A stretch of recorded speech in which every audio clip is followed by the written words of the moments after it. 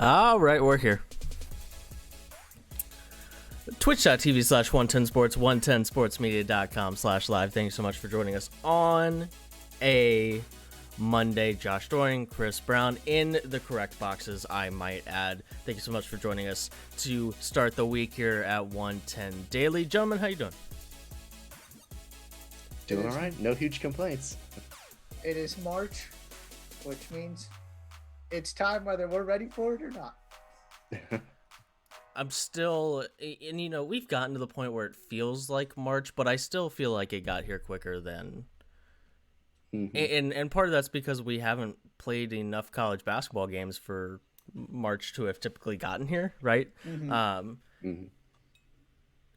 But the one bid leagues having some of their tournaments, that's sort of the okay, we're really there. We're getting into it. Now we're going to talk about conference tournaments. So that week is here, championship week, or was it Dan Schulman who won a champ week? I like champ week.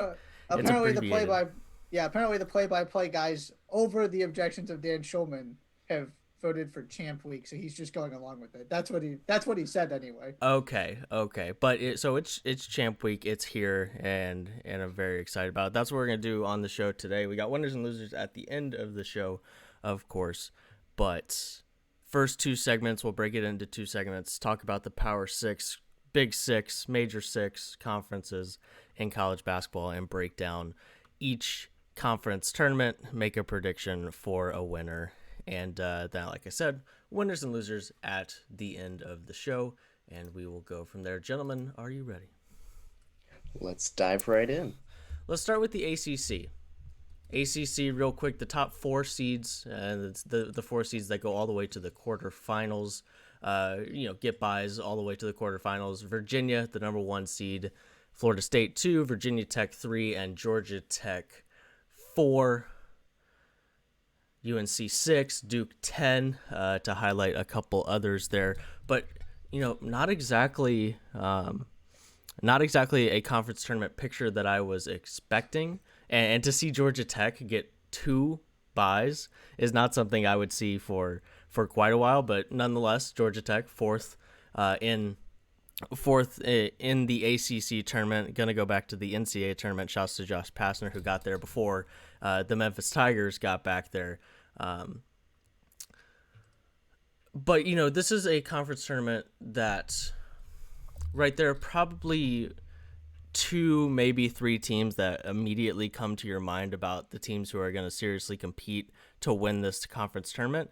But those teams are also Virginia and Florida State, and sometimes those teams just come out and have a really hard time scoring the basketball and are susceptible to losing to teams that they shouldn't lose to, which makes a tournament like this really, really interesting. And at the end of the day, you just don't have any elite teams in the ACC this year, which in and of itself makes it that much more interesting. Before we get started, what are your guys' thoughts before we get into actually predicting?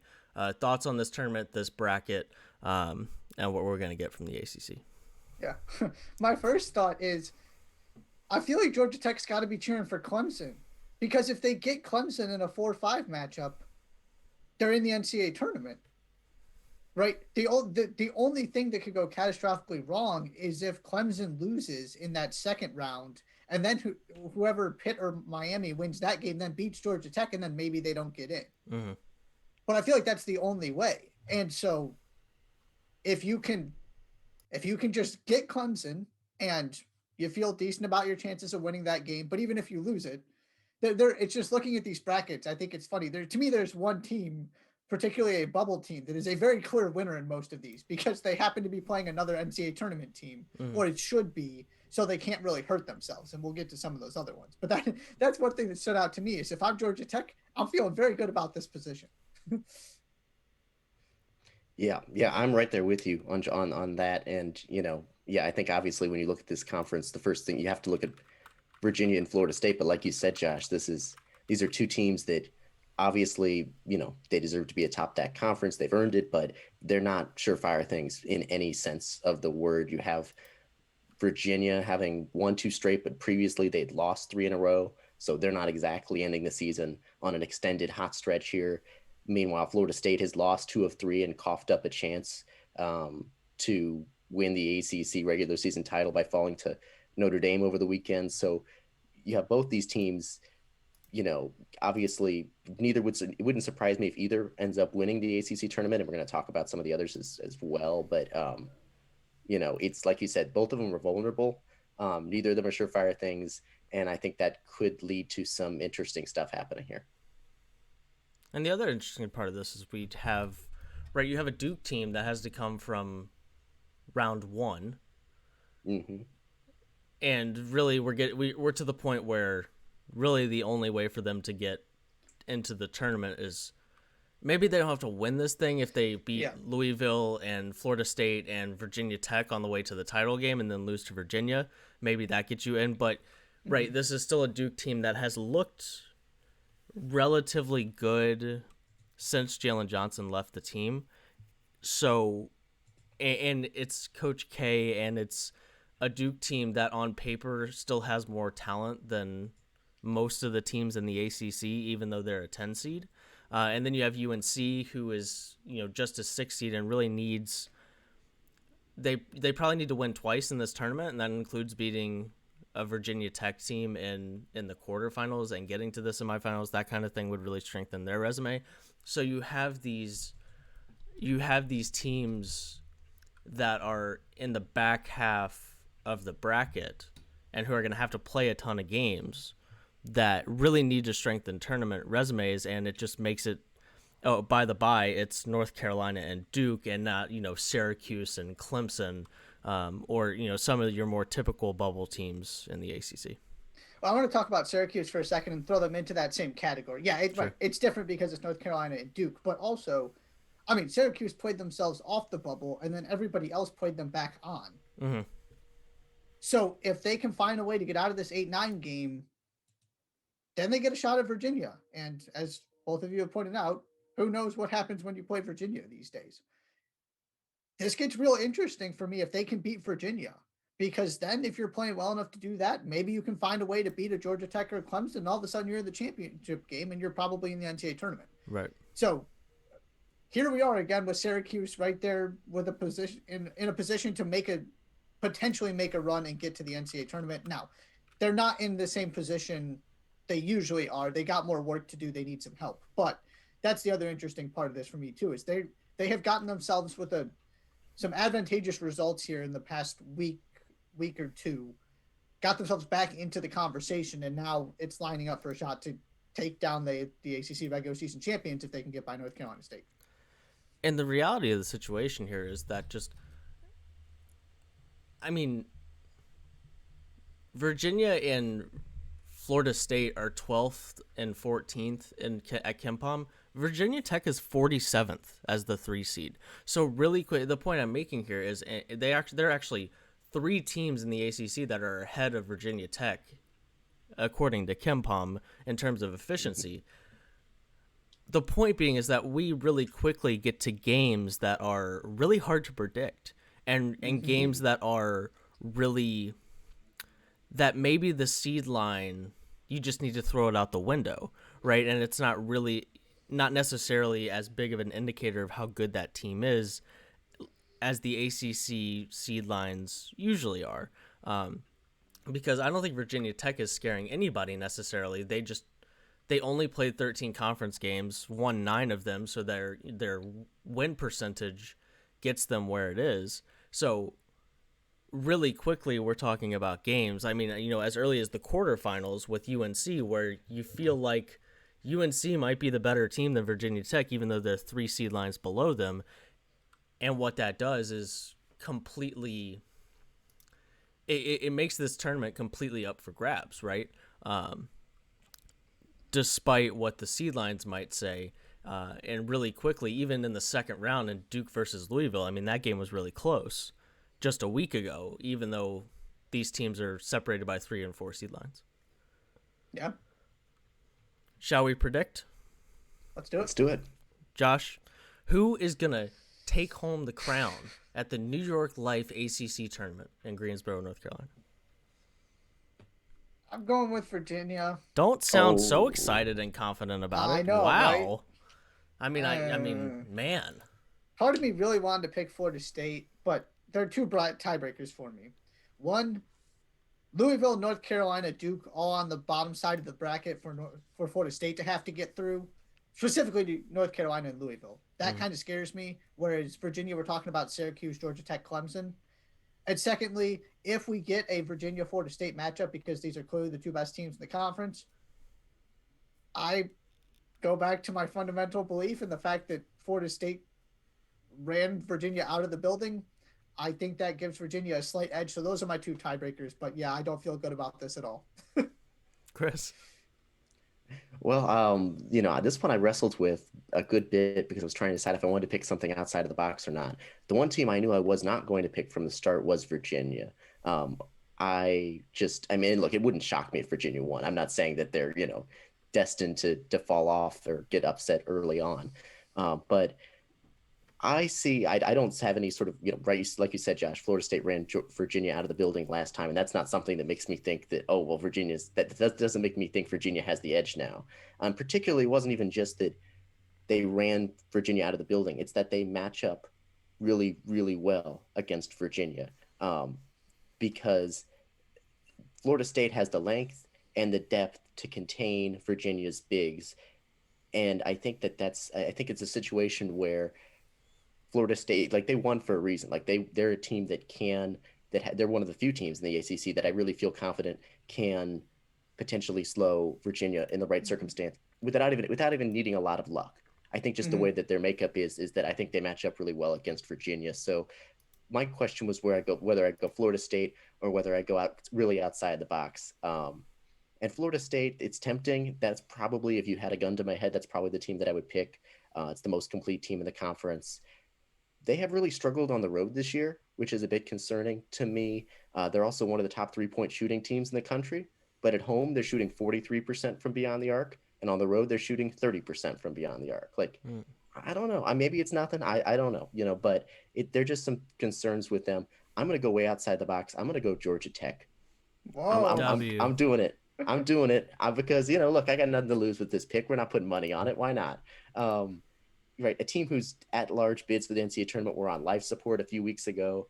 Then they've won 6 straight, including over Virginia Tech and over Duke. Like you guys mentioned, they have the double bye. They've been showing better defense, good shooting. Their defense has made some significant improvements. They have a top 3, Jose Alvarado, Mike DeVoe, and Moses Wright, who are who are underrated, one of the better trios in that conference.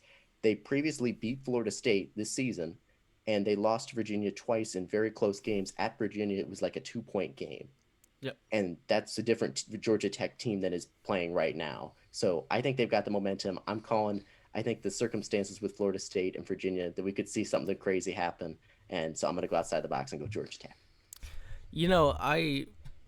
I like that a lot. I mean, we're talking about a Florida State team that lost 2 of their last 3 to end the ACC play, and a Virginia team that lost 3 of their last 5. They did win their last 2 games to end the season, but lost 3 straight before then. So we're talking about 2 teams that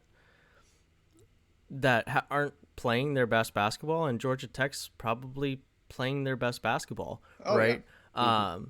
Yeah. So that in and of itself makes this more interesting and gives me reason to look at Georgia Tech maybe, even closer than maybe I would, because, I mean, undoubtedly them being a 4 seed doesn't really mean anything to me until they actually win 3 straight games in the ACC tournament, which is ultimately why I'm not going to pick Georgia Tech, because there might not be anybody in the next 4 weeks that is in a more uncommon position than Georgia Tech being in a position that they're playing a game in in the ACC conference tournament that they're supposed to win. Yeah. I went with Florida State. I do think they're the most complete team in the conference. I think, Moses Wright wins ACC Player of the Year, but Scotty Barnes is one of the best players in this conference, and it's Leonard Hamilton. It's Leonard Hamilton, and I was pretty much always going to pick either Virginia or Florida State because it's Leonard Hamilton and because it's Tony Bennett and because the other teams that are up there, like Josh Pastner hasn't done this before. Virginia Tech doesn't do this all the time. Yeah.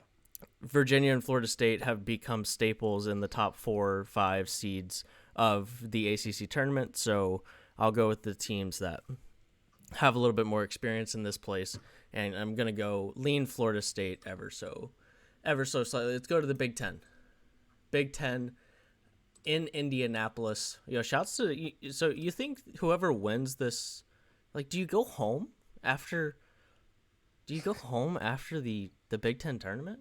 I mean, I guess the teams that are going to make the tournament, we're talking about Ohio State, Purdue, Illinois, Iowa, Wisconsin, Michigan State. It's not super far for any of these teams to Indianapolis, which is the whole point. So maybe not, but also just go in quarantine and then just never leave, so you don't have to quarantine again. And maybe not a massive advantage, but if the team who wins the Big Ten tournament gets to stick around and not have to go back and come back and do all that, maybe that's a slight advantage to get as the NCAA tournament is starting and getting acclimated to the surroundings. One note, I love that the graphic of the Big Ten tournament, everything is like the first game of the day has a time, but then every game after that is 25 minutes after game 9 or 25 minutes after game 6. I love it because that's just so how these tournaments that go all day long actually work. They never start on the time they're supposed to. They just start after the game before them ends, which is about right. But the top 4 seeds in this one, Michigan 1, of course, Illinois 2, Iowa 3, Purdue 4, and then Michigan State, who's on a tear and beating everybody, and by the by, would get a quarterfinal game against Michigan if they were to beat Maryland in the 8-9 matchup. Ohio State is 5, and that probably gets us to all the teams that were seriously looking at making a deep run in this tournament. Wisconsin is 6, but I don't think anybody has a ton of confidence in the Badgers right now. But Michigan, Illinois, Iowa, Purdue, top 4 seeds in the Big Ten tournament in Indianapolis. What say you about the way this conference ended up shaking up and what the bracket looks like? Yeah, for me, it was, and I won't get into my actual pick because we saved predictions here, but for me, right, this is the question, of course, of the year is, can this be the year the Big Ten breaks its national title drought? And it absolutely looks like it could be. But for me, in terms of this discussion here of who wins the Big Ten tournament, really, it was a 2-team race for me without, getting into it. It's Michigan and Illinois were the only 2 teams I really considered. Now, it wouldn't surprise me, like these things go, it wouldn't shock me if something else happens. But I will say you combine Ohio State's limp to the finish line when it comes to 4 straight losses to end the regular season, 3 losses to top 10 teams at home, Michigan, Iowa, Illinois, and they've just shown an inability to make winning plays down the stretch. And then you have Iowa, another team that I might have considered for this, Joe Wieskamp dealing with a very clearly painful ankle injury against Wisconsin yesterday. I haven't seen any update this morning, but it certainly seems plausible he could miss the Big Ten tournament. It seemed like it was pretty significant at the very least. So for me, it came down to a 2-team race for who I really considered here. And you've got Eli Brooks, who also had an ankle injury from Michigan. Oh, right. We'll see. Yeah. It didn't look horrible, fingers crossed, but also he couldn't put weight on it and had to get carried off the floor. And then it seemed to improve as he came back to the bench and was walking on his own power and stuff. But yeah, that's one of the underlying storylines here is those 2 injuries, which obviously you hate to see. The one team I'll mention real quick before we do predictions, I kind of like how this lines up for Ohio State, considering the situation they're in, as you just laid out, Chris. You got a 4-5 game against Purdue, assuming you get past your first game, which would then theoretically set you up for a matchup against Michigan again, which I feel like that's okay with Chris Holtmann. It's not a terrible. Yes, you have to go deal with a 7-footer and their size isn't big, but they couldn't guard EJ Liddell either. So I don't hate that matchup. And then all of a sudden you're talking about you could very easily go from there to winning the whole thing. So considering where they are and how far they've fallen, I think they're in a pretty good spot as the 5 seed. Let's predict, shall we? Chris, who's winning the Big Ten tournament? Illinois. It wasn't too difficult of a call for me when you consider what they did to Michigan, dismantling the Wolverines last week. And then what's happened to Michigan since they got upset by Michigan State, of course. You have the injury that we just talked about with Eli Brooks. Meanwhile, there's no hotter team in America right now than Illinois. And I just don't have any more real criticisms I can give to them that are feel fair at this point. 11 of 12 wins to end the season. They beat Michigan and Wisconsin on the road without Dosunmu, Ohio State on the road with Dosunmu, all in the last 10 days. It's the first time in over 2 decades they've won 3 straight against a ranked opponent. I just don't have anything. I mean, obviously, the way this team operates isn't changing. There's always going to be, if you want to really nitpick some potential vulnerabilities in huge matchups, potential in the NCAA tournament, but I've run out of things to really critique Illinois for.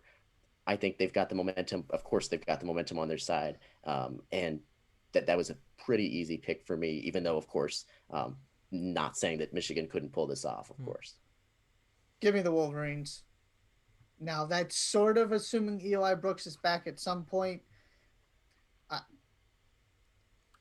They handled Maryland fine this season. Michigan State is not beating them again. It will not happen. Michigan State, by the way, is the team that won out here because you go play an NCAA tournament team in Maryland, so they should be in regardless at this point. Yeah. That's your real winner of this bracket. But it was ridiculous that we ever thought Tom Izzo wasn't going to find a way to get into the 68 team field. We never show. We should. I can't. We did that podcast. We both should have been 10. It's Tom Izzo. 10. 10 All 10 these on the AP top confidence five scale. teams. Yeah, whatever. It's Tom Izzo. It's Tom Izzo. Yeah, exactly. So I absolutely want that game again if I'm Michigan. I have confidence that we are going to see the best version of this team and that they're just kind of embarrassed with what's gone on these past couple of games and that they're going to rise to the occasion. And I still firmly believe they're the best team in this conference. So I'm sticking with them. There's only one team that has beaten the other top 4 teams in the conference, and that's Illinois, which is something I didn't think was going to be the case, right? I mean, and sometimes it's because you only get to play, right? Michigan only played Illinois once, so Michigan didn't beat Illinois, and we've got a little bit of recency bias here, yes. I think it's valuable, at least for Illinois, that, right, we talk about...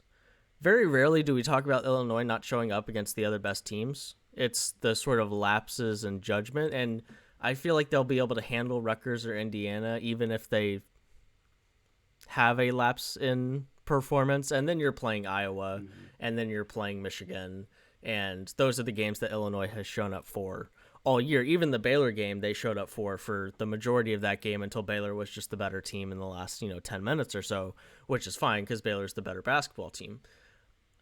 With that being said, I don't like playing pissed off teams, and I really don't like playing pissed off teams that are also one of the top 3 teams in the sport, and that's what Michigan is right now.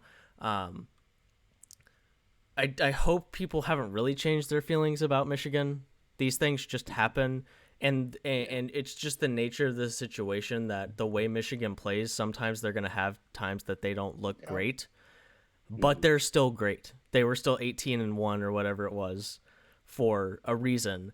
And like you said, Josh, I have a hard time finding, the only way I'm really concerned about Michigan getting to the championship game is if Ohio State beats Purdue and you get a Michigan-Ohio State rematch on a neutral court. And, that game was incredibly close. And if Ohio State has a really good day offensively, then they could beat Michigan. But I don't think Purdue's going to beat Michigan. I certainly don't think Michigan State's going to win twice, 2 straight games against the Wolverines. So that right there gets you to the championship game, and whoever comes from the other side of the bracket, it's either Iowa, who we saw Hunter Dickinson win a game against Luka Garza, and that's just not good for Iowa. If you're not going to have the best player on the floor, or if Luka Garza is not going to be the best big on the floor, you're just not going to beat Michigan. And at the very least, an Illinois rematch would be very close, because I just don't think that's going to happen again either. I think Michigan's the best team in this conference, and we'll continue to, and I'll double down on that and go with the Wolverines. Real quick before we go to break, let's go to the Big 12. Big 12, number 1, Baylor, of course, 2, Kansas. How about that? Shouts to the Jayhawks, baby. Somehow. 3, Texas, 4, West Virginia, 5, Oklahoma State, 6, Texas Tech. Oh my gosh, this conference is so good. Oklahoma 7. It's absolutely ridiculous. And then you've got TCU, Kansas State, and Iowa State to round out the bottom 3 of the conference. And that, in a nutshell, is why the Big 10 is better than the Big 12. But neither here nor there. A 10-team tournament, and we're gonna get into really good Big 12 games really, really fast. Mm-hmm. And I'm very, very excited about it. Josh, what say you about how this bracket turned out? Yeah, the only thing I have to say before we get to predictions is Kansas is the 2 and Oklahoma is the 7, and I don't know which team is better. I know which team's playing better. Yeah, sure, and especially because Oklahoma's collapsed here at the end of the season. But I don't care. Seed 2 through 7, it really doesn't matter to me. They're just all really good and not as good as Baylor. Now, and if I'm going to pick one, I'm picking West Virginia or Oklahoma State, and they're the 4 and 5 seeds, and they're playing each other. Yeah. This is I just love this conference. I will say that I think Kansas has the easiest road to. I'm not scared of Texas or Texas Tech at all. If I'm Kansas right now, to be honest with you. I'd rather be playing on the bottom than the top. Yeah. Right, and I'm certainly right. We just saw Baylor and West Virginia play maybe the game of the season for the Big 12. Oklahoma State continues to be awesome. So that whoever Baylor plays, assuming they don't lose to TCU or Kansas State, of course, that's going to be a really tough game. Of course, I'm not going to pick either of those teams over Baylor, but I've seen Kansas play, turn into a team that I think handles either Texas or Texas Tech, or has an easier time handling Texas or Texas Tech. So that'd be the only thing that I would say. And the other thing I'll say is that I'm really glad that the bracket ended up in a manner that we don't get Kansas and Baylor until the Big 12 championship game. Mm-hmm. I just think it would have kind of sucked if Kansas would have ended up as the 4 or 5 seed, so we have to get Baylor and Kansas in the semifinal. Now, if they ended up as the 5 seed, we wouldn't be talking about Kansas as arguably the second best team in the Big 12, so it would be a little different. But I'm glad that it shaped out in a way that the Jayhawks have to get all the way to the final, because if you got a Kansas team that made it to the final versus Baylor, then that's going to be a lot of fun and a pretty cool way for the Big 12 season to come to a close. Predictions. Yeah, absolutely. Oh, sorry. Go ahead, Chris. My bad. Oh, I don't have much to add, really. I was just going to say, absolutely, I'm right there with you. Kansas is that team nobody wants to face. Texas, I continue to believe, has a really high ceiling. I'm not scared of them in terms of the probability of them reaching that ceiling. I don't believe is incredibly high. I don't say that with a great deal of confidence that their likelihood of reaching that ceiling, but still it's there if things work out the right way. But yeah, I don't have much else to add other than that. I really have my eyes on Kansas to see what they could do here. Predictions, Mr. Doring. Baylor. They're the best team in this conference. Shocking. I love this team. I'm not backing down. They just beat both West Virginia and Oklahoma State. Mm-hmm. So at least they feel comfortable. I don't love the idea of having a rematch, but they feel confident in those games. They'll have an extra incentive if they get Kansas in a title game because they don't want to lose to them again. Mm-hmm. There's a gap between everybody else and Baylor, so I'm going to go with the team above everybody else that is back to looking like themselves again. Chris? Yeah, Baylor. I expressed a bit of caution back on Friday that Baylor was all the way back, 100% back. I said, oh, maybe they're 90% back. Yeah, I'm quite sure now they are all the way back. No doubt about that in my mind now. Just took them a little bit more time, which is fine. and I have no concerns. They're back to what we all believed and knew that they are and can be. Well, not even can be. We know what they are. Yeah, I got. There's nothing else to say. They're the best team in that conference. They're the second best team in the country. Baylor. Yep. Baylor. Yep. It's not that hard. There we go. Coming up next, we'll do the the Big East, the Pac-12, and the SEC. Do winners and losers to close out the show. You're watching 110 Daily on the 110 Sports Network.